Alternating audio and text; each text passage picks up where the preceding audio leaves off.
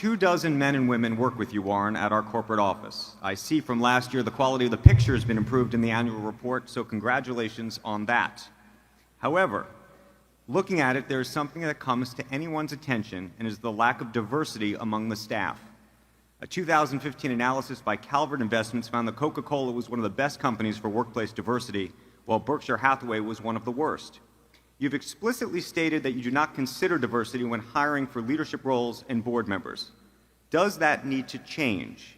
Are we missing any investment opportunities as a result? And do you consider diversity, however defined, of company leadership and staff when analyzing the value of a company that you may want to purchase? Well, it's a multiple part question. The answer to the last one is no. What was the one before it? You've explicitly stated you do not consider diversity when hiring for leadership roles and board members. Does that need to change, and are we missing any investment opportunities as a result? No, we will select board members, and we lay it out, and we've done so for years, and I think we've been much more explicit than most companies. We are looking for people who are business savvy, shareholder oriented, and have a special interest in Berkshire. And we found people like that. And as a result, I think we've got the best board that we could have. They're not in it. They're clearly not in it for the money. I get called by consulting firms who've been told to get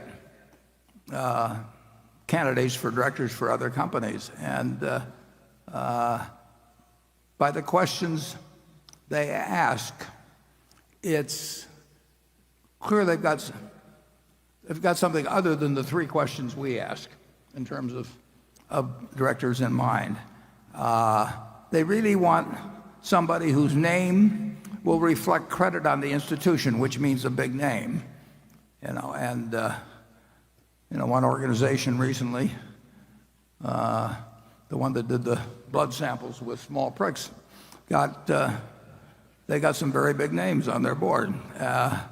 And Theranos, I think, is that the way you pronounce it, Charlie? Theranos? Yeah. Yeah, and I mean, the names are great, but we're not interested in people that want to be on the board because they want to make $200,000 or $300,000 a year, for 10% of their time. And we're not interested in the ones for whom it's a prestige item, and who want to go and check boxes or that sort of thing. So I think we will continue to apply that test: business savvy, shareholder oriented, and with a strong personal interest in Berkshire. And every share of the Berkshire that our shareholders own, they bought just like everybody else in this room. They haven't gotten them on option, or they haven't gotten, I've been on boards where they've given me stock. I get it for breathing, basically. At half a dozen places that are maybe 3 or 4 that I was on the board of. We want our shareholders to walk in the shoes, our directors to walk in the shoes of shareholders. We want them to care a lot about the business, and we want them to be smart enough so that they know enough about business that they know what they should get involved in and what they shouldn't get involved in. The people in the office, I'm hoping that when we take the Christmas picture again this year, they're exactly the same 25 that were there last year, even though we might have added 30,000 employees elsewhere and maybe 10 billion of sales or something like that. It's a remarkable group of people. And just take this meeting. Virtually every one of the 25, our CFO, my assistant, whoever, they've been doing job after job connected with making this meeting a success and a pleasant outing for our shareholders. It's a cooperative effort.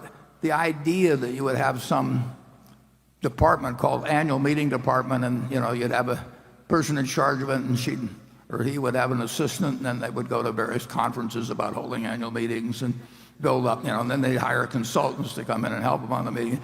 We just don't operate that way. And it's a place where everybody helps each other.